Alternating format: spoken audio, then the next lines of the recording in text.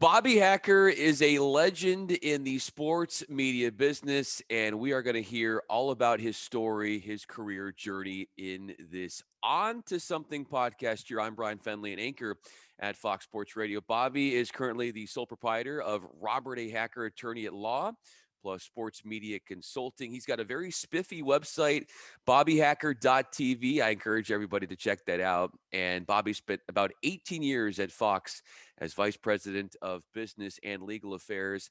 And again, Bobby, thanks so much for doing this. I'm looking forward to diving into your career. And I noticed your shirt, Rugby. And that's where I wanted to start, because I think what's really important for people to understand is just that you are a juggernaut on the rugby field. And you are a not to be messed with force on the rugby field. What is it like when we see Bobby Hacker competing in a rugby match?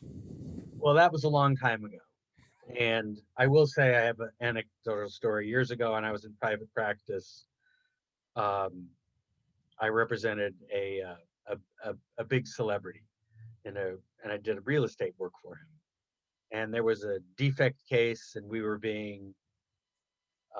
agreed to do a deposition, and my client didn't want to go to an office building, so they agreed to do the deposition at his house. And the lawyer comes in, he's all suited up, and my client's like sitting at the kitchen table where we're doing this deposition. And before the guy gets ready to start and says we're about to start this deposition, my client looks at him and says, "You know, my lawyer here is a rugby player, so you really need to be careful with how far you go." And the funniest part about the story is the client was Sylvester Stallone. Oh my gosh. So that was sort of like the best lead into a deposition I ever had. And the attorney on the other side was basically put in the position of going like, what did I just get myself into? It was a very funny thing. No, so I went away to college, and I wasn't, didn't see myself as being able to play any intercollegiate sports. And I was out practicing with my intramural football team, getting ready for the intramural football season. And we were practicing, which is another string. Why were we practicing? The name of the team was totally gone, because by the time we hit the field, we were pretty much totally gone. And the referees show up, because they're going to train referees, and they come up to us and they say, would you mind running, if you just ran plays, and we'll provide you with the defense? And I said, well, that'd be great. And so I was playing receiver, and this guy was defending me. And after about 3 patterns, he says, man, you should play rugby. And I said, my friends that play rugby, they all play football. I'm 100 at the time, I'm 135 pounds. And he says, no, but you could do this.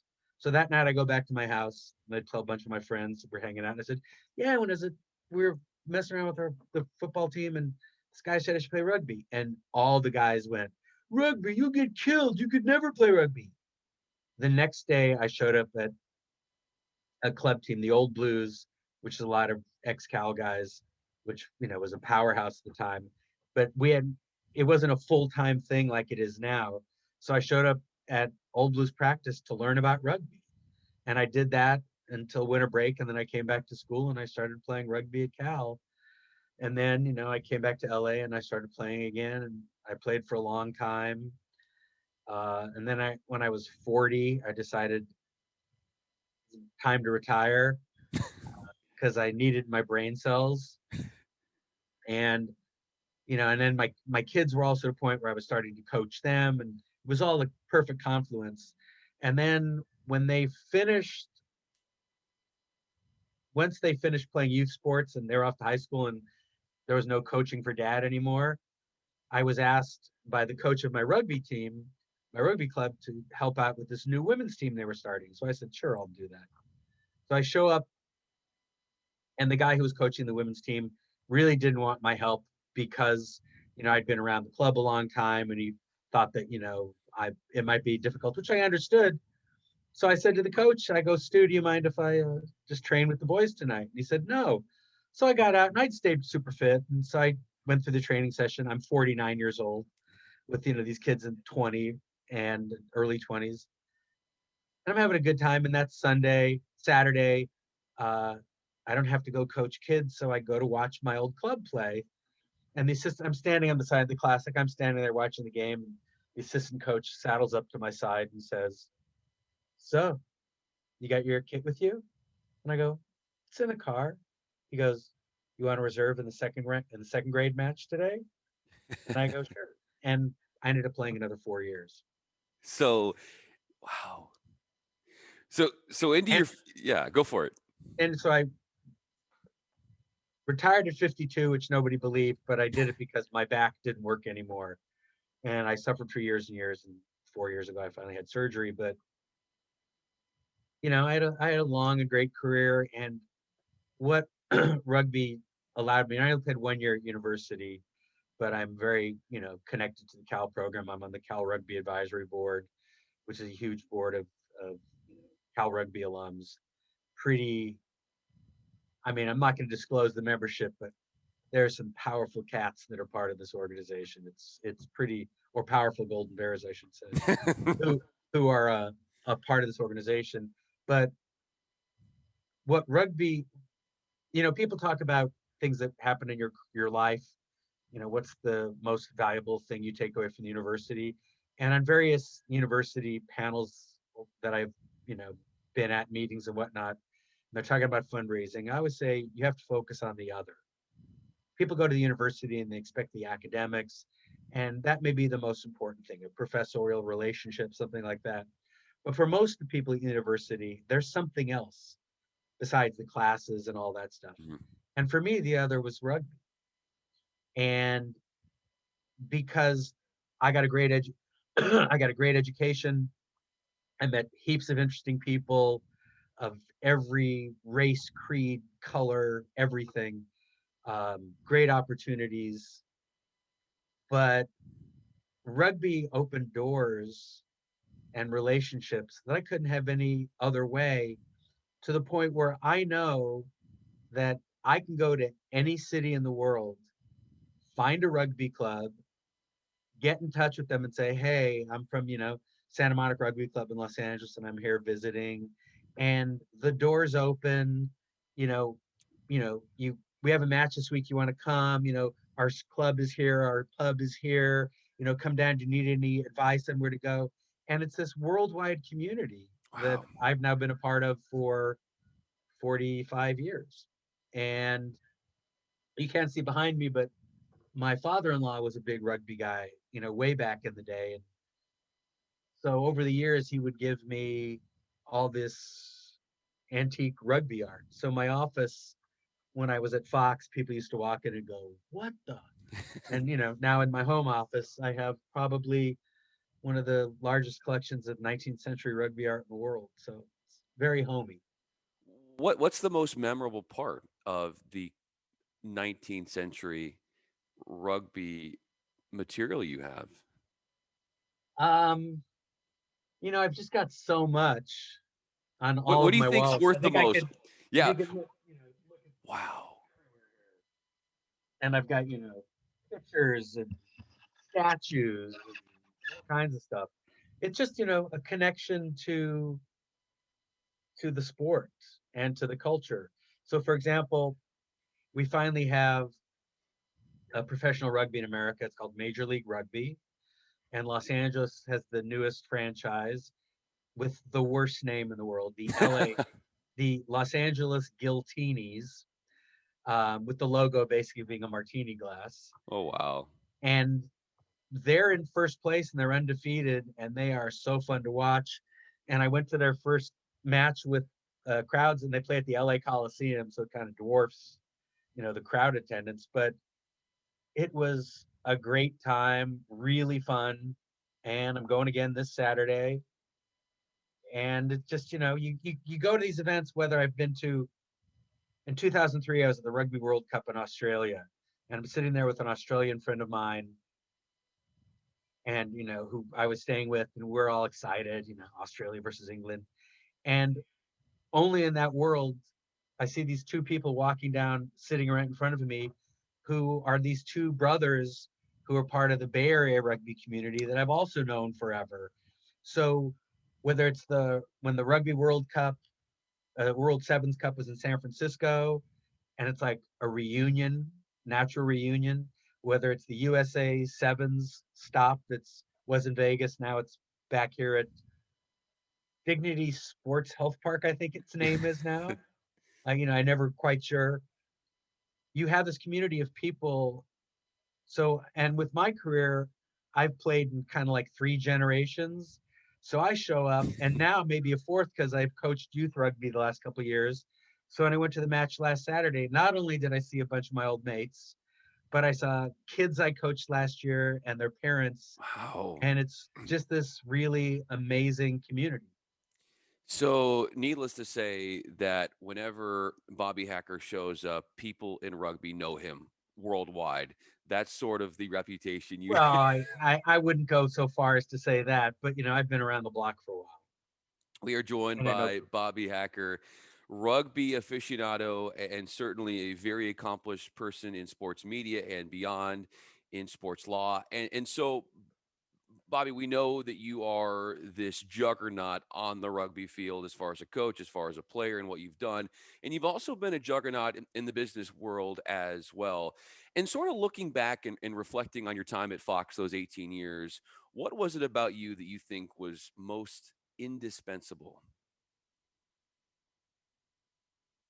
Well, I think the best advice I got when I first started was somebody said to me, I said, "What do I need to know? What's the one thing?" And it was the best advice I ever got, which was just be the go-to guy. And that's always been. I mean, I have a weakness. It's like I have Tourette's syndrome of volunteerism. We need someone to, and my hand is up. And so for me, it was very easy to get into an environment for two reasons where I could be the go-to guy. Number one, you always want to learn, you always want to try new things, get new experiences. So if something came up, I would say, sure, I'll do it. The advice I give to law students in particular, and generally in life, is if somebody comes to you and says, especially as a lawyer, your boss comes to you and says, hey, I have this project for you. The one thing you can never say is, oh, I've never done that. Yeah. You just go, sure. And then you wait some period of time. And then when you have questions, the person that gave you the assignment goes, oh, that person's thinking. Good question. But you can't you can't plant the seed of doubt in anyone asking you to perform any task. And as a lawyer, I'm trained to be able to problem solve, and I know where to go for the resources to find out about things. But at a certain point, old-fashioned human communication, picking up the phone, walking into someone's office when we had offices that we could walk in and out of, um, and asking the question is very powerful, and that's really how relationships are developed. So the best advice I got was be the go-to guy, and I was, to the point where I would see things that might not be have been handled, or people are wondering who's doing that, and I would just say, oh, I'll do it, because it kept me sharp. It allowed me to learn new things and keep developing. So during my 18 years, the range of stuff that I did was pretty broad. And when I lecture at law schools, I like to tell students, I said, basically, if you look at a game on back in the day on Fox Sports, like every single thing that's going on that screen is a contract behind it. So whether it's the talent contracts, I negotiated and did those. Whether it's the rights deals, I was part of those rights deals. Whether it was negotiating with the mobile production facilities, I did those deals. Was it the graphics elements? I did those deals. Was it licensing the fonts to use in the graphics? I did those deals. And for 3 years, 2 or 3 years, I ran the Fox Sports Music Department. So just having a wealth of knowledge so that you have a very holistic view of the business is really what I thought I brought to the table. And it got to the point where I was very happy that even my boss, uh, not my last boss, just would come to me and say things like, I heard a rumor. And I say, give me a few minutes.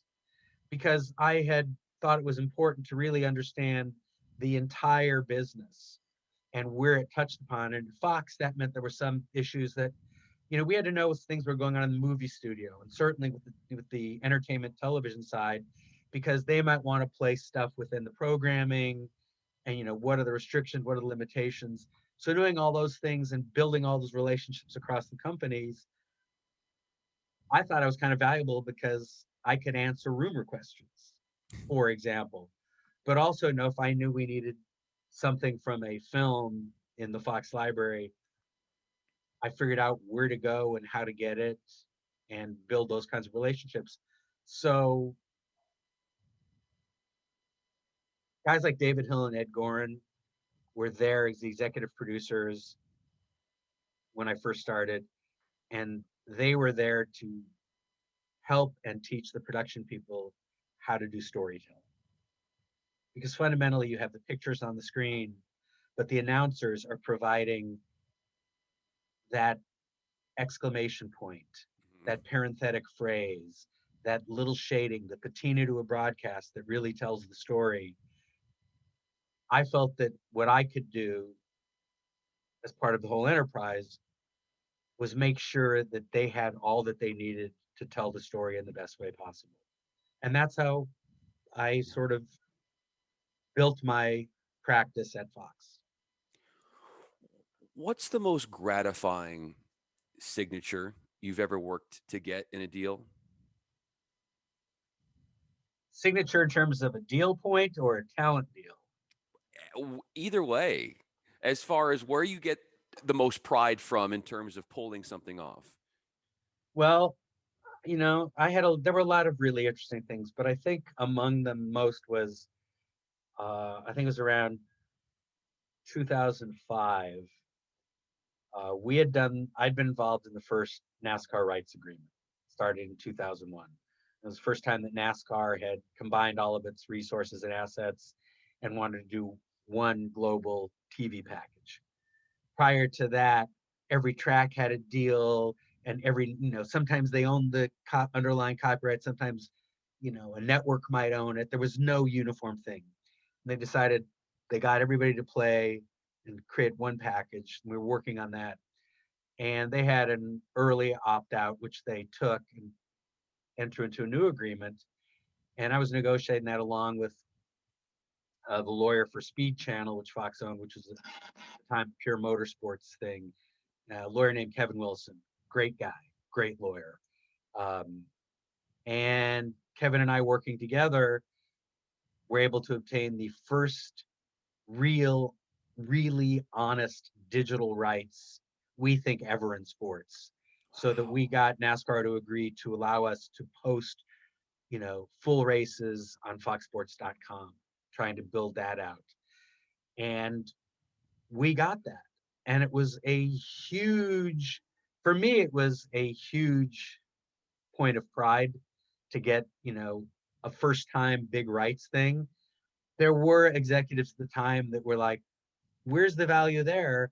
But my philosophy has always been, if you're thinking about the value of a proposition today, that's the zero sum game. You want to think about what's the value down the road. And people were still, in 2005, people were still shuddering from the tech crash in the late 90s. But it was clear, if you looked what was happening in Europe, for example, or in Asia with mobile and whatnot, and as we were leaving the dial-up modem and broadband was expanding, it was clear that there was a future for that content. So being able to get that in 2005 to me was one of the things I'm most proud of. And then, sort of on a sidebar and a general statement, um, I think is the relationships that I developed, particularly with talent. Um, and for me, there was nothing better than when you finish a negotiation, working with, and usually with one of these guys' agents, and when the deal was done, getting a call from talent thanking you. Oh, wow. So I had that happen several times in my career, and it was gratifying because My philosophy is very old school. A happy worker is a good worker. Yes. And when you're negotiating with someone, I mean, there are the realities that you have to face. What's the budget? What's the market? What can we give? What might sweeten a deal?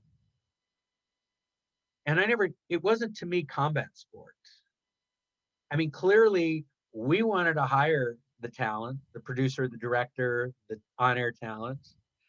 And that individual certainly wanted to work at Fox Sports. So why should we start it off on a negative footing?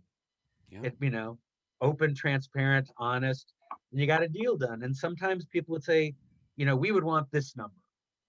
And sometimes you would say, I'd be in a position of saying, I understand why you think that's a good number, but consider this. And usually we'd find a compromise. And as I've been quoted as saying, if at the end of the day in a negotiation, everybody's kind of like, all right, that's a good that's a good negotiation. You don't want what is the benefit of me having saying, I stuck it to them. Yeah. I really took it to them. Because they have the sense likely, the talent, that why was I treated this way? Don't they want me there? And it's that balancing act between being an effective negotiator without being, if you pardon the expression, an asshole. Because there are people, especially in the legal profession, who misunderstand what the ethical duty to zealously represent your client's interest means. Does Sure. not mean yelling and screaming and table pounding. Although there are people in my profession that believe that's the way to zealously represent someone. Doesn't work for me. Um, like I always said, I want to go home at night and be able to put my head on the pillow and go to sleep. And that's kind of how I've geared my professional life. And I would say that I'd be comfortable saying if you took a poll of all the agents with whom I dealt my career at Fox, they'd have good things to say about me. Now, whether there are executives or were executives who might have thought I was too nice a guy, that's their perception.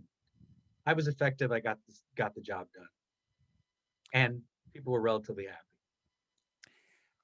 With that said, how do you celebrate your successes? How do you celebrate your successes? You don't celebrate your success because the second you celebrate your successes, you start to lose humility. And when you lose humility, you lose your edge. Because if you think you're the greatest thing and you got this deal done and you're high fiving people, it's one thing to close a deal. It always feels good when you close a deal. You know, okay, we're done. We renewed with NASCAR. Okay, we're done. We signed blank blank for a long term deal. That's a good thing, but it's just a gratification of getting the job done. And you never want to celebrate a crushing defeat of someone else because that crushing defeat will come back and bite you on the ass one day. And if you maintain sort of a certain sense of humility, it's my job. I did it. I think I did a good job. That's all you really need. And occasionally, it was great. I worked for some really great people who, would give me an attaboy. An attaboy from your bosses is worth everything in the world. Being at a meeting where, you'd have a staff meeting and someone leading the meeting would give you an attaboy for getting something done. That's golden. What more do you need? They're paying you to do a job. You earn your money. If you get an attaboy, shit, what a bonus. When you were trying early on in your career, when you were trying to facilitate this move into entertainment and into sports, what was the biggest obstacle in your way that you had to find a way to navigate around to get to where you are, to get to what you've done? Well, it's interesting. I, was doing general business litigation. And again, what I talked about earlier, I wanted to find other things to do. Yeah. So opportunities came up. So I was able to expand my practice area. And I had friends that were in the entertainment industry and I saw what they were doing. not as lawyers, as business executives. And I was looking at them and I was thinking, that is so much more suited to me than what I'm doing now. Sure. So these friends of mine who were, you know, by this time in our early 30s, I guess, were, had been very successful in the entertainment world, had the opportunity that jobs would come up and they would get their business or legal affairs people to meet with me. So I'd go in and have these meetings and I'd get the same feedback. They really liked you. They thought you were really smart, but they need someone who can hit the ground running and you've never done this before. Um, And then one day, one of these business affairs executives with whom I met reported back that I really like this guy. He's really smart. He I can train him to do this work. And I became an entertainment. Just wow. One and person believed in you. one person, and I did an early.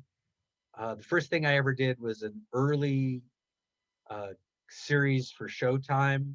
I can't remember the name of it, but it was pretty risque, as I recall. And I did all the talent deals for that and a few other things. And then that gave me a TV movie with the same production group that I did. And then when they were launching the Fox regional sports networks, I got a call because now I was an entertainment lawyer after all. And I knew they were about to launch, but they had a backlog of agreements they needed to get done. So I, interviewed with the people handling that on the finance side primarily. And they said, yeah, please do this for us. So I got hired to do all these contracts, thinking that that would get me a job, this new company. But as in all things, when they finally launched, the president in charge of the division had his guy, and I wasn't his guy. But it gave me a little step into the sports side of Sure. the entertainment world. And for a little less than 2 years later, a friend of mine at Fox said, "Hey, there's a job in the network legal affairs department. It's a foot in the job door. I don't know how senior it is." I said, yes, I was interested. I interviewed. I eventually got hired. Uh, it was not to denigrate the role, but it was kind of what I call a drafting monkey job. Is you have forms, a business person sends you a template where you fill in the term, the Sure. compensation, stuff like that. But from the moment I got there, I took to heart the be the go-to guy. So I took the time to talk to David Hill and to Ed Gorn and Bill Brown, the head of production, and the finance people and the research people, and anybody that touched on it. What is your job? What's your interface? Um, I learned a lot from this one executive there who was really explained to me this particular model they were using for time buy agreements when you're just an outside vendor's purchasing an hour at a time on Fox. Mm. And she was one of the great teachers I ever had. So that was really great. But I spent those first 6 weeks really, doing the couple things they sent me, but digging into what the business was. 6 weeks after I started, there was a vice president of business affairs or maybe legal affairs who worked inside the sports group because I was in the network legal group for Fox Broadcasting Company. And I was told I would do 80% do the sports deals and I'd maybe get 20% of the entertainment kind of deals. Well, 6 weeks after I started, this business affairs executive left. And rather than replace him, David and Ed said, we don't need to hire anybody. Let's just have Bobby do all of this. So 6 weeks after I started, I became totally dedicated to Fox Sports. Wow. And then from there, it just sort of grew and grew and grew in my responsibilities and I just grabbed on and took what I could. And again, tried to be the go-to guy and be responsive and realized. And I when I left, one of my two closing speeches to my colleagues in my group was explaining to them, from what I've heard, perhaps not too successful, but explaining to them that when you work in live sports, in our role as attorneys and business people, Hmm. when you work in live sports, there's no there are no days off. Live sports is happening and things have to get done in real time. It's not like, oh, I can get that to you in 2 weeks. No, that's not how it works. If something's going live on Saturday and they call you on Thursday and they need something, you have to make sure that you can get it done as quickly as possible. And if you can't get it done, they have to know because they're building a show around an element. So I was way too wed to one of these things. Constantly looking at my phone, constantly looking at email. You're always checking, and your phone is always on because and that's why on Sundays for my time at Fox, I was in the studio every Sunday during football season because that pregame show is the biggest pregame show in football, highest rated, the highest rated program in any day part, the NFC. And there were things going on the fly in those live programs where they might want to know, could they do something, and I was there to answer those questions. I felt that my role was, corporate culture, oftentimes you find people who make a career out of not make wanting to make decisions. They love to take credit for stuff, Yeah.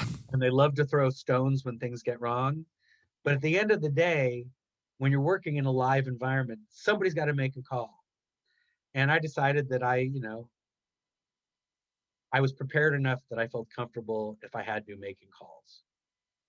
And sometimes, producers would use expletives towards me because I had forced them to change a concept. And, other times they were like, you know, they were always appreciative because, I wasn't going to leave them hanging, and you keep them updated. I mean, it's about communication. And it's funny when you think about, you're working in television, you're in the communication business, but how often within the business of the communication business, that act of describing and keeping people informed falls apart. So I thought that was really important, and I tried to keep everybody aware of what was going on at all times. When you were working on those NFL pregame shows and they were asking you questions, specifically, what were those and what did you do to have to be there and act quickly and try to get those answers as quickly as possible? Well, it was everything from, are we allowed to show this newspaper? And I'd make a quick call on that, but saying, okay, well, it's today's newspaper, so it's current, it relates to the content, clearly fair use. Can we use this newspaper from 10 years ago? No, you would have to license it. And I don't think I can get, to the New York Times to clear the photographer's image and get that, et cetera, et cetera, et cetera. And they said, well, what happens if we get caught? And I said, I don't know, there's statutory copyright violations that, this would be knowing. So it would start at whatever it was at the time, $60,000. And they might say, well, it went across 220 stations. So you want to make a multi-million dollar decision to make your piece look sweeter? Oh, no. So everything from that to, other elements from other programming. And the classic was always, well, it's a Fox show. Well, it airs on the Fox network, but it's produced by Universal Television. So we'd have to go to Universal Television to get the rights. And even if it was a Fox produced show, we still got to clear it for Fox because we don't have the right to use it. And they'd want to know in what context is it being used. And it was a standard argument, but it wasn't personal. It's a creative person has a vision for how to tell a story. And they realize these producers are smart people and they get trained. They realize that there are certain elements that they just can't use. And they realize it's a mother may I issue. Yeah. And I always felt that was my role, that I'm not the creative judge. That's not my job. If that producer believed that the story could best be told with this element, I would do whatever I could to get them that element. And if I couldn't get that element for them, I would have to tell them you can't use it. Now, were they pissed at me? I water duck, it didn't affect me at all. And I was sorry that I couldn't get it for them. They were mad at, that their vision was challenged. They weren't mad that I couldn't get something done for them. They understood it. But sure, creatives have an image, have an idea of the story that they want to tell. And when you have to be essentially the editor of sorts that says, yeah, you can't put that element to your story. It's like, okay, what do I do for that 5 seconds that I have carved out for that? How am I going to do that? How do I fill the time? Which, I respected and I understood, especially when you're making, 42-second segments, Mm-hmm. perfectly timed to fit in your show. And they need 8 seconds of that 42 is the thing you're trying to clear for them. I understood how important that was to their vision of storytelling. It wasn't a qualitative issue for me. That was their decision how they wanted it.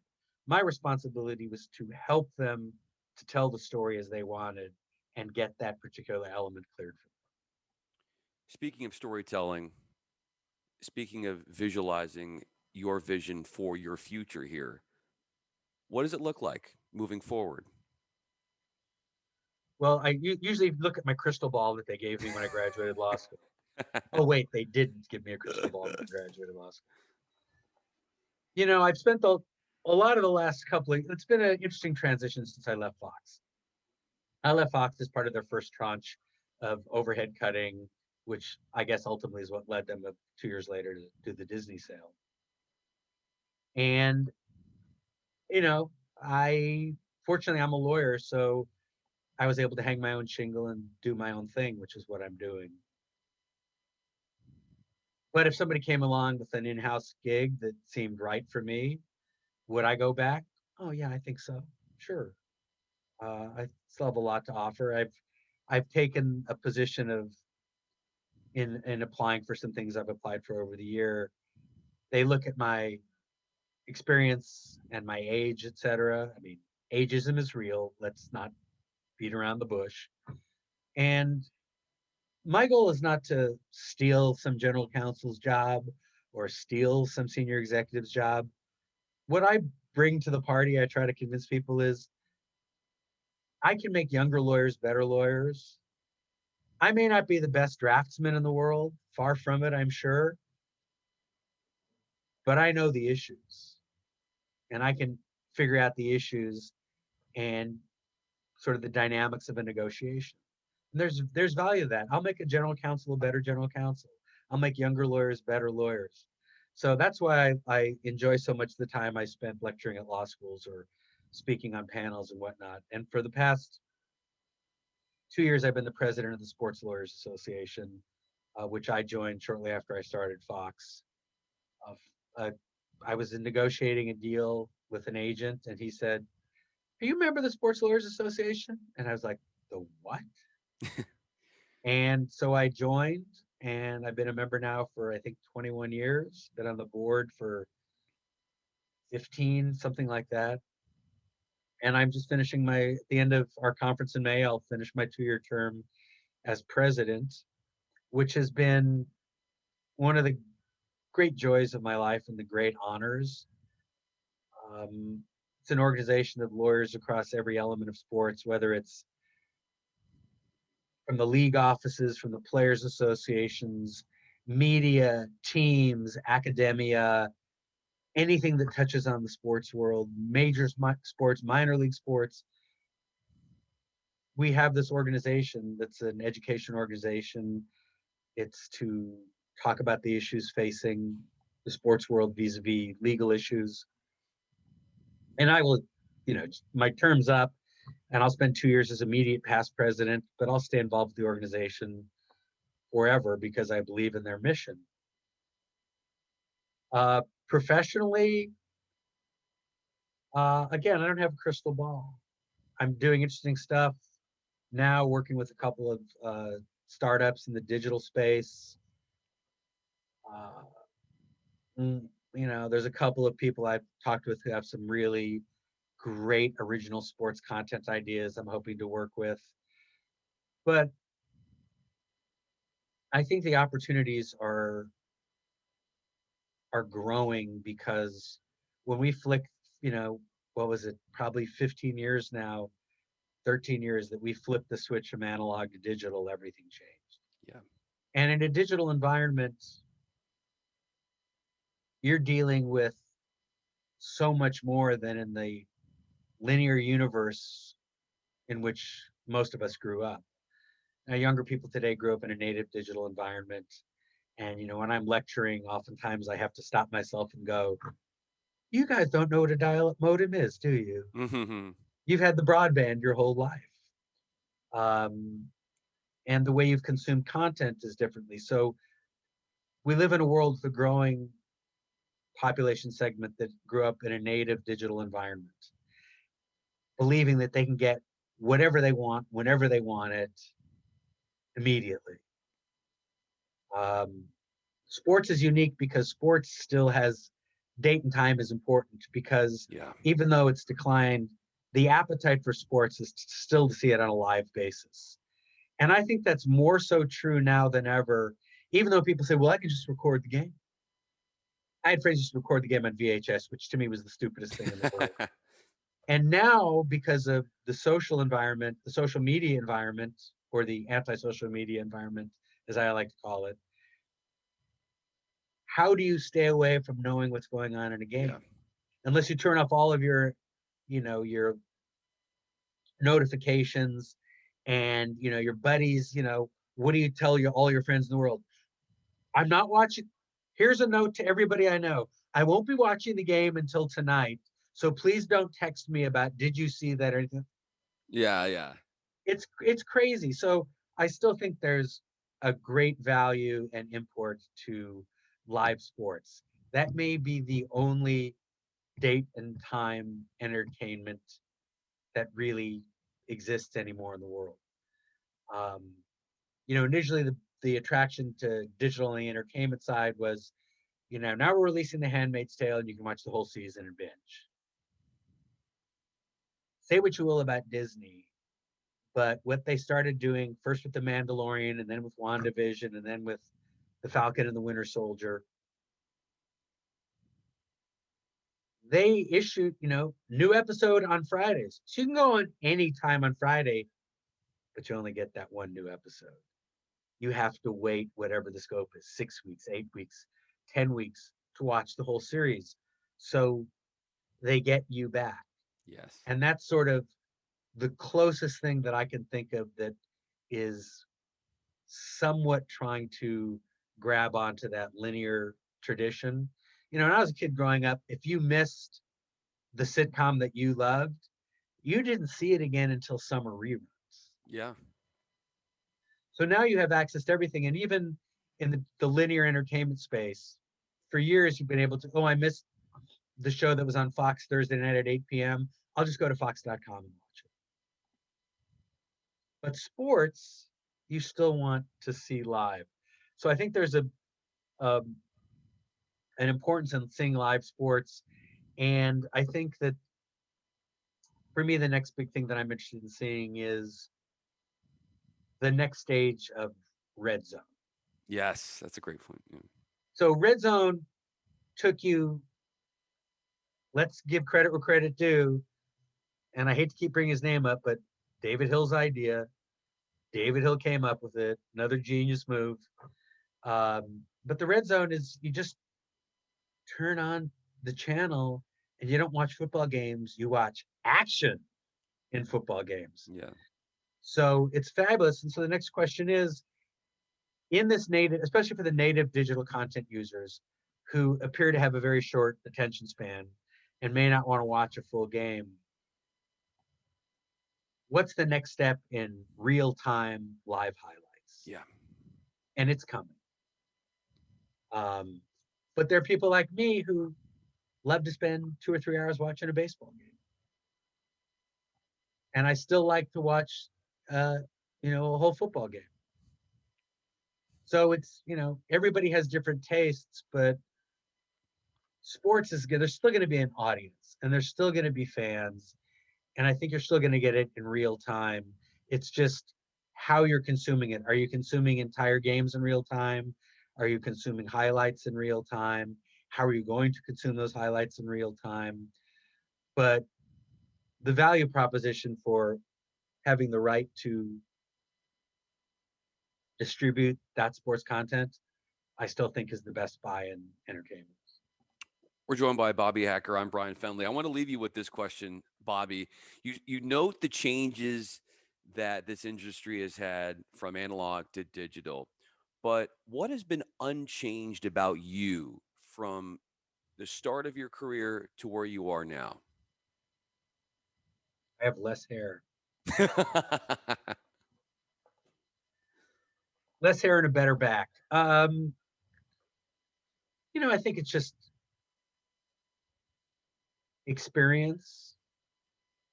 I think we're all shaped by the experiences and the lives we lead and the lessons learned. So I think that what I've learned is really three things, which are sort of the pillars of this manuscript I have that hopefully I can get published one day. Um, and I learned this in large part through my experiences of my tenure at Fox, when combined with all the life experiences leading up to it.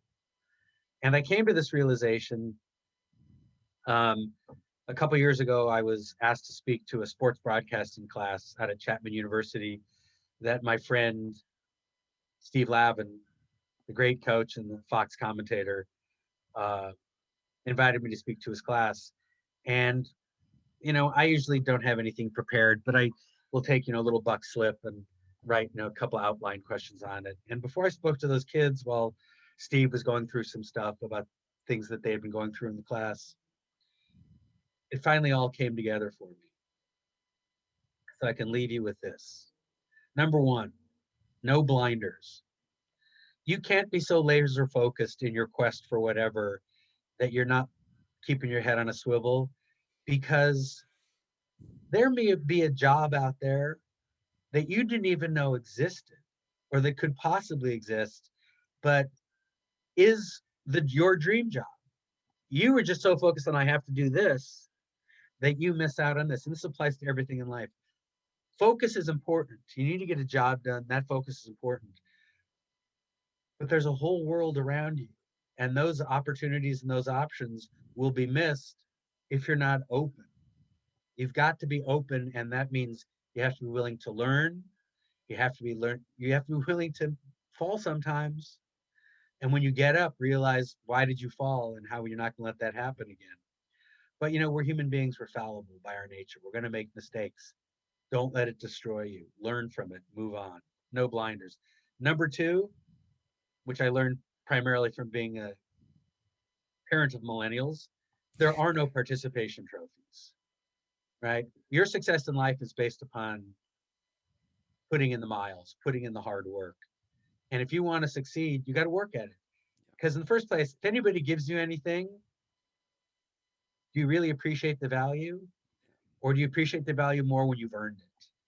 So there are no participation trophies. You want to succeed, you've got to prove that you're the go-to guy or gal. You've got to prove that you're willing to get out there and get it done. And the third point is, and I hate to get all Shakespearean on you, but to thine own self be true. And that means you've got to have an authentic sense of self. It's true wherever you are. For broadcasters, and you would know this best of all, there is nothing worse. The last thing a broadcaster wants to hear is, "Oh, you're a fill in the blank." Yeah. You don't want to be that guy. You want to be the authentic Bryan. Every broadcaster does. But it's true in any profession. When I first started practicing law, I thought I had to be Robert Hacker because that was a lawyer name. And I thought I had to have, you know, this certain kind of haircut, and I had to dress a certain way because, but then I was just another lawyer. And I finally got to the point that I realized, wait a second, I'm Bobby Hacker. I'm not Robert Hacker. I mean, yeah, that's my name, but I'm Bobby Hacker. And Bobby Hacker, to be my authentic self, had to do things the way that I felt most comfortable in my skin. And it was that moment that my law practice started developing. It's that moment that I started seeing more opportunities. It's that time that I started really developing better relationships, both professionally and even personally. And so I think when you put those three things together, what did I learn in my tenure? I learned that you've got to keep yourself open to possibilities. You've got to put in the hard work, and you've got to maintain a sense of self that is who you are. And don't worry about pleasing everybody. You can't please everybody. The most important you have to please is yourself. And we have to care for ourselves, and we have to find a way so that, again, when you go home at night and it's time, you put your head on the pillow, you have no regrets and you go to sleep. So that's sort of I guess, the mature lessons, the big lessons that I've taken away from my career, in which I try to pay it forward to younger lawyers when I'm talking to them, because it's important. We can't lose sight as lawyers that we're, as corny as it sounds, we're officers of the court. We're held to a higher ethical standard than pretty much any other profession, and because of that, that there's somewhat of a burden, but it's a good burden because it helps push forward what I believe is an institution that really is good for society. All lawyer jokes aside, you know, everybody deserves to have their rights protected, whether it's in a simple contract negotiation, or it's on a higher level when you're dealing with your personal liberties in, a criminal context, for example, or in a civil rights context. So we have to do within the guidelines of our professional ethical rules, and we don't do it as a robot. You do it as your authentic self. And like everything else in life, as corny as it sounds, just work hard and do the best you can do. Pretty simple. There's nothing robotic about Bobby Hacker on the rugby field. Let me tell you, those moves that he exhibits, there's nothing robotic about it. And A long time ago. yeah, he is an institution for authenticity, because being real, like you said, is so important, and why he's so beloved in the industry, and why he has many big things in his future that I can't wait to see come to fruition for you. Bobby Hacker with us, and such a great conversation. I'm Bryan Fenley, an anchor at Fox Sports Radio. Everyone, be sure to check out Bobby's website, bobbyhacker.tv, currently sole proprietor of Robert A. Hacker, attorney at law in sports media consulting after 18 years at Fox. Bobby, thank you so much, my friend. I look forward to catching up with you very, very soon. Thank you, Brian. It was a great time.